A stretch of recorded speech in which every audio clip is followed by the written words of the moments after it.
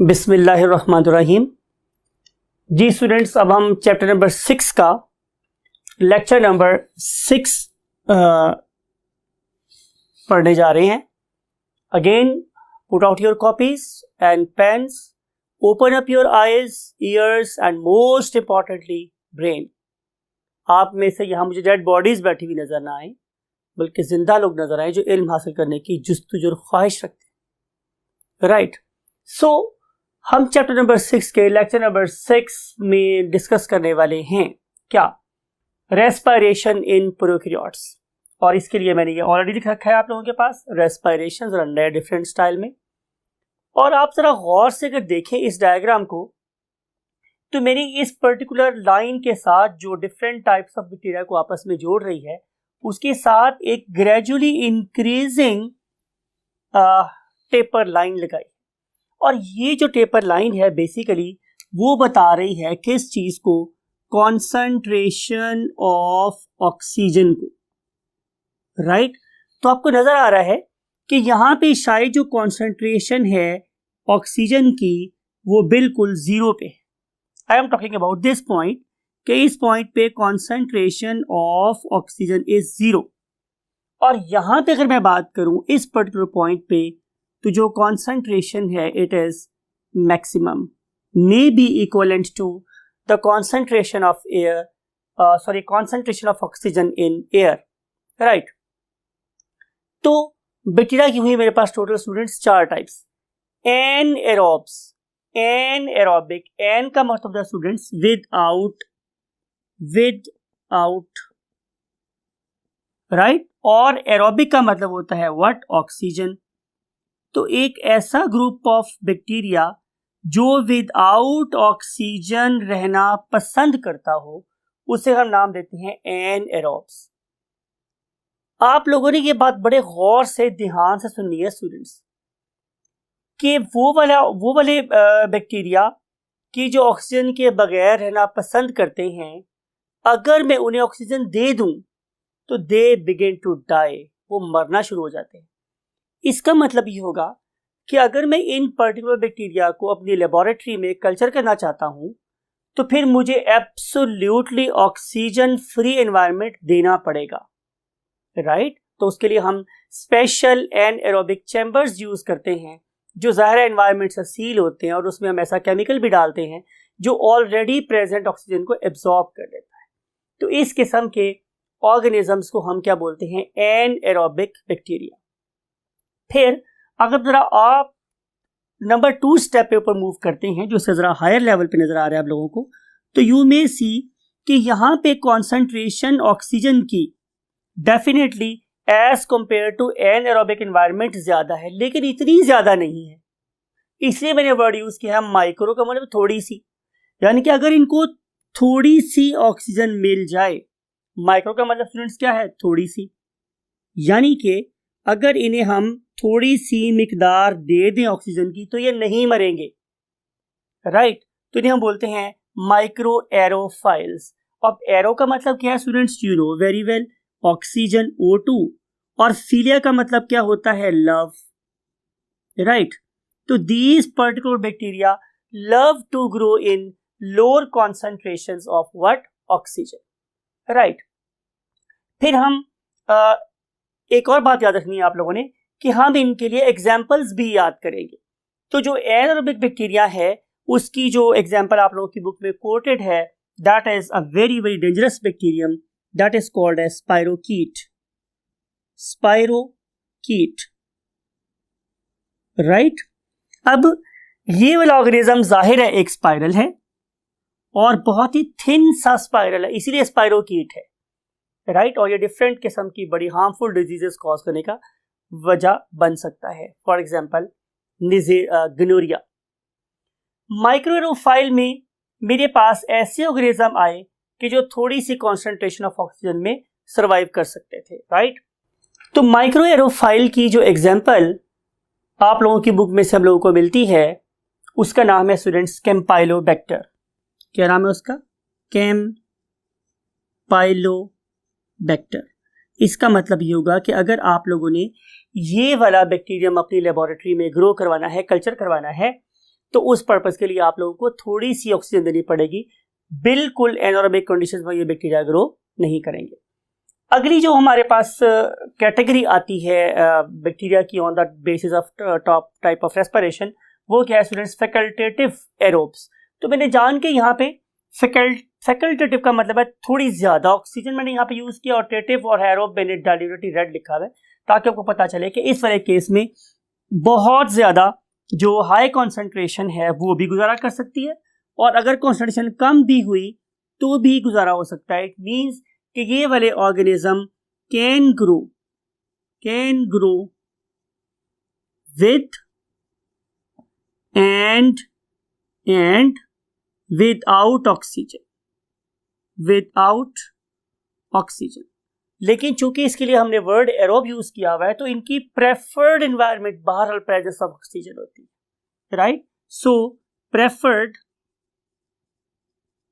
Preferred environment is presence of oxygen. इसीलिए हमने इस ग्रुप को ज्यादा करीब किसके रखा है स्टूडेंट्स? डेफिनेटली एरोब्स के। और इसकी जो एग्जांपल आप लोगों की बुक में कोट की गई है वो साइंटिस्ट का ऑल टाइम फेवरेट बैक्टीरियम है, दैट इज इकोलाई। और आखिर पे स्टूडेंट्स जो बैक्टीरिया हमारे पास आ रहा है that is called as aerobe. तो it love to grow in higher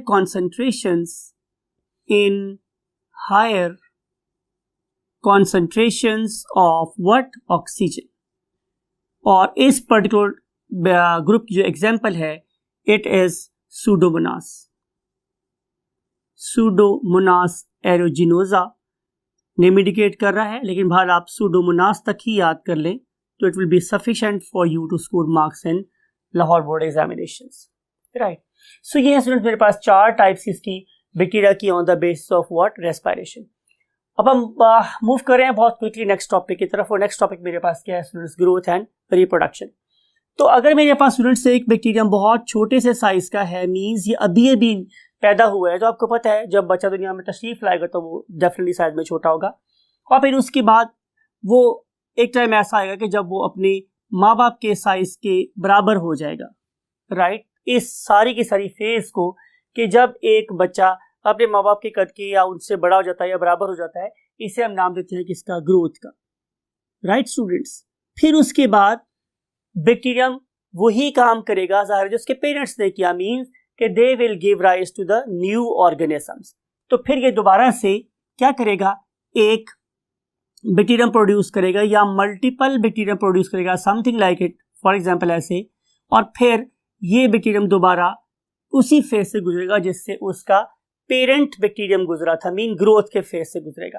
तो इसका मतलब ये होगा कि अगर एक बैक्टीरियम ने अपना साइकिल कंप्लीट करना है तो उसे 2 काम करने हैं, number 1 growth and number 2 is reproduction. तो किसी भी स्पीशीज के इस दुनिया पे एग्जिस्ट करने के लिए यही 2 चीजें बहुत जरूरी हैं, ग्रोथ एंड रिप्रोडक्शन। अगर वो बड़ा नहीं होगा तो जाहिर है रिप्रोड्यूस नहीं कर सकेगा, अगर रिप्रोड्यूस नहीं कर सकेगा तो ग्रोथ करने के लिए रॉ मटेरियल प्रेजेंट नहीं होगा, राइट? तो दोनों चीजें मिलकर बेसिकली क्या बना रही हैं? इंपॉर्टेंट है स्टूडेंट्स, बैक्टीरिया का या किसी भी ऑर्गेनिज्म का जनरेशन टाइम, राइट? तो एक ऑर्गेनिज्म के प्रोड्यूस होने से लेकर अगले ऑर्गेनिज्म के प्रोड्यूस होने तक का जो टाइम है it is called age generation time. ये इंपॉर्टेंट कॉन्सेप्ट है, ये आप लोगों को आना चाहिए। तो यूजुअली हम लोग ये बात करते हैं कि बैक्टीरिया नॉर्मली 20 मिनट्स में डबल हो जाते हैं, तो इस लिहाज से जो बैक्टीरिया का जनरेशन टाइम है इट इज अप्रॉक्सीमेटली 20 मिनट्स, लेकिन कोई हार्ड एंड फास्ट रूल नहीं है, ज्यादा कम हो सकता है। सो एनी हाउ, अब हमने अंडरस्टैंड करना है अगर एक बैक्टीरिया बड़े होते होते होते होते अपने पेरेंट के साइज के बराबर हो गया है तो फिर ये क्या करेगा? मैंने आंसर दिया था रिप्रोड्यूस करेगा। तो आए हम देखते हैं कि बैक्टीरिया कितने तरीके से रिप्रोड्यूस कर सकता है। तो यहां पे हम हेडिंग लगा रहे हैं रिप्रोडक्शन टाइप्स। तो स्टूडेंट्स आंसर ये है कि हम जो बैक्टीरियम है ये 2 तरीके से रिप्रोड्यूस कर सकता है। One of them is called as asexual reproduction. इस वाले केस में एक ऑर्गेनिज्म ही काफी है टू प्रोड्यूस इट्स डिसेंडेंट्स। लेकिन जो दूसरी टाइप की रिप्रोडक्शन है उसे हम लोग नाम देते हैं व्हाट, सेक्सुअल रिप्रोडक्शन। और सेक्सुअल रिप्रोडक्शन में एटलीस्ट हम लोगों को 2 ऑर्गेनिज्म चाहिए होते हैं, right. In case of sexual reproduction we are in need of at least 2 organisms, 2 organisms और 2 बैक्टीरिया। जबकि यहाँ पे सिर्फ और सिर्फ एक ऑर्गेनिज्म ही अपने जैसे नए ऑर्गेनिज्म प्रोड्यूस कर सकता है। तो बैक्टीरियम या बैक्टीरिया एसेक्सुअल रिप्रोडक्शन का जो मेथड यूज करते हैं उसे हम लोग नाम देते हैं स्टूडेंट्स क्या, बाइनरी फिशन। Binary fission. अब इस वाले केस में बाय का मतलब होता है 2, राइट, और नरी का मतलब होता है बॉडी, और फिशन का मतलब होता है ब्रेक डाउन। इस वाले केस में एक बैक्टीरियम 2 बैक्टीरिया में डिवाइड हो जाएगा। लुक एट दिस कि ये मेरे पास एक बैक्टीरियम था, ये वाला, और उसके पास एक सिंगल सर्कुलर क्या प्रेजेंट था स्टूडेंट्स, क्रोमोसोम। फर्स्ट कर लेते हैं कि ये मेरे पास एक एग्जिस्टिंग क्रोमोसोम है जो पहले से मौजूद था। तो सबसे पहले क्या होगा, सबसे पहले स्टूडेंट्स इस पर्टिकुलर क्रोमोसोम की डुप्लीकेशन होगी या रेप्लिकेशन होगी, और उसके रिजल्ट में इस पर्टिकुलर बैक्टीरियम की बॉडी में 2 क्रोमोसोम बन जाएंगे। You may see over here कि ये कुछ हो गया मेरे पास, ये एक पहले से प्रेजेंट क्रोमोसोम था, और आपको डिफरेंशिएट करने के लिए सिर्फ हम डिफरेंट कलर यूज कर रहे हैं, अदरवाइज बिल्कुल उसकी डिटो कॉपी है। तो ये एक क्रोमोसोम मेरे पास और बन गया है, समथिंग लाइक इट। तो लिख देते हैं आप लोगों के लिए सिर्फ समझाने के लिए कि ये मेरे पास एक न्यूली सिंथेसाइज्ड डीएनए है, और ये मेरे पास एक ओल्डर डीएनए, राइट। अब नेक्स्ट फेज में स्टूडेंट्स होना क्या है, अगली फेज में ये दोनों के दोनों DNA they begin to move in opposite direction, something like it कि ये बैक्टीरियम था मेरे पास। अब एक जो डीएनए है ये मूव कर गया है से new one towards the left side में मूव कर गया मेरे पास, और जो ओल्डर डीएनए है it is basically lying somewhere here, ये दूसरी साइड पे मूव कर गया, राइट। अगले फेज में स्टूडेंट्स क्या होगा बाइनरी फिशन के, कि अब इसमें सबसे पहले cell membrane it will begin to invaginate. Last time discuss किया था मैंने कि टू फोल्ड इनवर्ड, कि इस पर्टिकुलर इवेंट के बाद ये जो सेल मेम्ब्रेन है ये मूव करना शुरू कर दिया है इसने इनवर्ड, अंदर की तरफ को मूव हुई, और ये प्रोसेस चलता रहा यहां तक कि ये बिल्कुल दरमियान में आके फ्यूज हो गए, राइट। इस वाले केस में हमने साइटोकाइनेसिस भी कर लिया है और कैरियोकाइनेसिस भी कर लिया है, मींस मैंने क्रोमोसोम को भी डिवाइड कर लिया है और न्यूक्लियस को भी 2 इक्वल पार्ट्स में डिवाइड कर लिया है। ये 2 काम होने के बाद अब सिर्फ और सिर्फ डिवीजन ऑफ सेल वॉल रह जाती है, जिसमें जाहिर है मेरे पास एंजाइम्स आएंगे जो सेल वॉल को स्पेसिफिक पॉइंट से ब्रेक कर देंगे, और उसके रिजल्ट में ये प्रोड्यूस हो जाएंगे मेरे पास क्या, 2 डॉटर बैक्टीरियम, एक ये वाला बैक्टीरियम स्टूडेंट्स और एक ये वाला बैक्टीरियम, राइट। इन दोनों के अंदर जाहिर है अब प्रेजेंट है सेल मेम्ब्रेन, और जो एक बैक्टीरियम है उसके अंदर प्रेजेंट है older DNA, something like it, और ये मेरे पास दूसरे बैक्टीरियम में प्रेजेंट है न्यू डीएनए। इस सारे के सारे प्रोसेस को जिसमें एक इंडिविजुअल 2 इक्वल पार्ट्स में डिवाइड हो गया, हम क्या नाम देते हैं स्टूडेंट्स, बाइनरी फिशन का, राइट। अब अगली बात कि सेक्सुअल रिप्रोडक्शन की स्टूडेंट्स बैक्टीरिया में 3 डिफरेंट टाइप्स रिपोर्टेड हैं, राइट। उसको हम यूं ड्रॉ कर लेते हैं। नंबर 1 जो पहली टाइप है उसे हम नाम देते हैं कॉन्जुगेशन का। ये लफ्ज हम पहले पढ़ चुके हैं। इसमें 2 डिफरेंट मेटिंग टाइप्स क्या कर रही हैं, आपस में मिल रही हैं, और मिलने के बाद वो जेनेटिक इंफॉर्मेशन को, जेनेटिक मटेरियल को एक्सचेंज करते हैं, और उसके बाद वो नई वैरायटी प्रोड्यूस कर लेते हैं। इसे हम बोलते हैं कॉन्जुगेशन। लेकिन बैक्टीरिया में जेनेटिक इंफॉर्मेशन को शेयर करने का, चेंज करने का एक और मेथड भी है, और उस मेथड को हम नाम देते हैं ट्रांसफॉर्मेशन। ट्रांसफॉर्मेशन, आप लोगों ने ट्रांसफॉर्मर मूवी डेफिनेटली देखी होगी, तो उसमें पता है कि एक ही ऑर्गेनिज्म डिफरेंट शेप्स अज्यूम कर लेता है। तो सिमिलरली अगर मेरे पास एक किस्म का बैक्टीरियम किसी और टाइप के बैक्टीरियम में कन्वर्ट हो जाता है, मिसाल के तौर पे एक ऐसा बैक्टीरियम जो डिजीज कॉज नहीं कर सकता था, अब वो डिजीज कॉज करने वाले बैक्टीरियम में कन्वर्ट हो जाए, तो जाहिर है उसको ये जीन कहीं से इंपोर्ट हुआ होगा, मिला होगा। तो इस प्रोसेस को हम क्या बोलते हैं? ट्रांसफॉर्मेशन। लेकिन एक और वे भी हमारे पास यहाँ प्रेजेंट है, और उसको हम लोग नाम देते हैं व्हाट? ट्रांसडक्शन। अब जो ट्रांसडक्शन है, उस वाले केस में स्टूडेंट्स क्या हुआ कि एक थर्ड पार्टी के थ्रू, और वो जो थर्ड पार्टी है यूजुअली वो एक वायरस होता है, ठीक है। अब अगर एक थर्ड पार्टी या वायरस के थ्रू जेनेटिक इंफॉर्मेशन एक बैक्टीरियम से दूसरे बैक्टीरियम में ट्रांसफर हो जाए, तो ये भी जेनेटिक वेरिएबिलिटी है, ये भी सेक्सुअल रिप्रोडक्शन की एक टाइप है, और इसे हम नाम देते हैं व्हाट? ट्रांसडक्शन। राइट स्टूडेंट्स, और अब हम डिस्कस करने वाले हैं बैक्टीरियल ग्रोथ का एक स्पेसिफिक कर्व, जिसे हम लोग growth curve of bacteria move करते हैं। आइए इसको हम देखते हैं।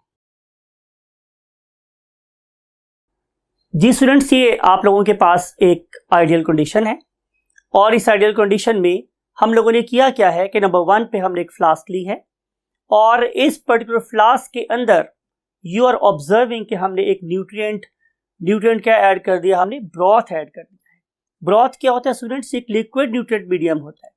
जब ये इसके अंदर ऐड हमने किए बैक्टीरिया, तो आपने देखा कि इनिशियली नंबर 1 स्टेज के ऊपर still bacteria are not dividing actively, बिल्कुल डिवाइड नहीं कर रहे हैं, आराम सुकून से बैठे हुए हैं। और इस पर्टिकुलर फेज में आप देख रहे हैं कि बैक्टीरिया का जो नंबर है वो बहुत कम है, और ये वाले बैक्टीरिया अपने आप को बेसिकली एक्लेमेटाइज कर रहे हैं, अपने आप को उस माहौल के मुताबिक ढाल रहे हैं, एडजस्ट कर रहे हैं, अडेप्ट कर रहे हैं अपने आप को, राइट। जब इस पर्टिकुलर फेज में ये बैक्टीरिया होंगे, तो आपको नजर आएगा कि अमाउंट ऑफ न्यूट्रिएंट्स बहुत ज्यादा है और नंबर ऑफ बैक्टीरियम जो है वो बहुत कम है।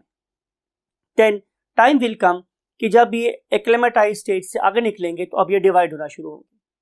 लेकिन इस पर्टिकुलर फेज में अभी भी जो अमाउंट ऑफ न्यूट्रिएंट्स है वो बहुत ज्यादा है, और जो बैक्टीरिया का नंबर है इट इज लैगिंग बिहाइंड का नंबर है, वो बहुत पीछे रह रहा है। इसीलिए हम इस पहली फेज को क्या बोलते हैं? Lag phase, right. अब नंबर 2 स्टेज को देखें। नंबर 2 स्टेज में no bacteria they are dividing more actively, right. इस पर्टिकुलर फेज में आप देख रहे हैं कि bacteria are dividing at exponential rate, right. बहुत ही तेजी के साथ, बहुत ही स्पीड के साथ वो अपने आप को रिप्रोडक्शन के प्रोसेस से गुजार रहे हैं, बिकॉज कॉपियस बहुत ज्यादा अमाउंट में न्यूट्रिएंट्स यहाँ पे प्रेजेंट हैं।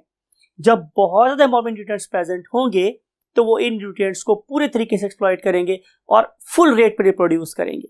इसीलिए हमने इसको एक्सपोनेंशियल रेट के रेफरेंस से, रेज टू द पावर के रेफरेंस से, 10 raise to the power 2, raise to the power 3, raise to the power 4 को नॉर्मली हम लॉगरिथम में यूज करते हैं। इसीलिए मैंने इस सेकंड फेज को क्या नाम दिया हुआ है? Log phase.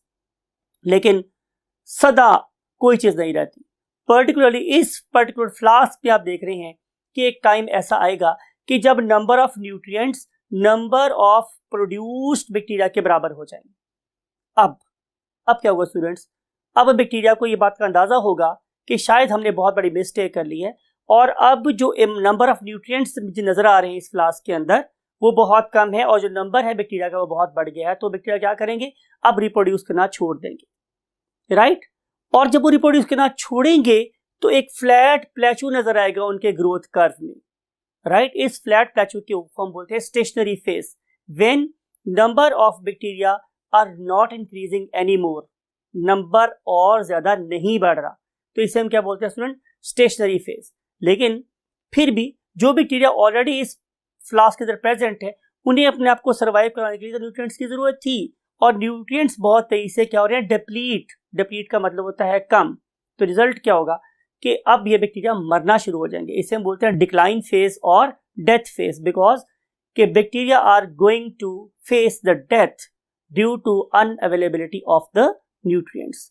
Right students. तो इस तरीके से यू मे सी, अब दोबारा से ग्राफ को हम प्लॉट करते हैं तो आप देख रहे हैं कि सबसे पहले हमने क्या ड्रॉ किया स्टूडेंट, लैग फेज, फिर ड्रॉ किया हम लोगों ने व्हाट, लॉग फेज, और अब हम ड्रॉ कर रहे हैं क्या, स्टेशनरी फेज, और जो आखिरी फेज है उसे हम क्या बोलते हैं, डिक्लाइन फेज। तो इन चारों फेजेस से मिलने से जो कर्व बनता है उसे हम ग्रोथ कर्व ऑफ बैक्टीरिया बोलते हैं, राइट। यहाँ पे हम आज अपने लेक्चर को खत्म करते हैं और आई होप कि आपने इस पर्टिकुलर चीज को अप्लाई भी करना है जिंदगी में, पर्टिकुलरली जब आप लोग किसी रिसर्च इंस्टीट्यूट में जाएंगे और आप लोगों को बैक्टीरिया ग्रो करने पड़ेंगे तो आप लोगों को पता चलेगा कि हमने पर्टिकुलरली किस लेवल के ऊपर जाके बैक्टीरिया से मैक्सिमम कोई प्रोडक्ट ऑब्टेन करनी है। तो definitely it should be the log phase, right, जहां पे बैक्टीरिया मैक्सिमम ग्रो कर रहे होते हैं। Thank you very much students, take very good care of yourself and खुश रहें, खुश रखें और अपने इर्द गिर्द लोगों में भी खुशियां बांटें। Take very good care of yourself. Allah Hafiz.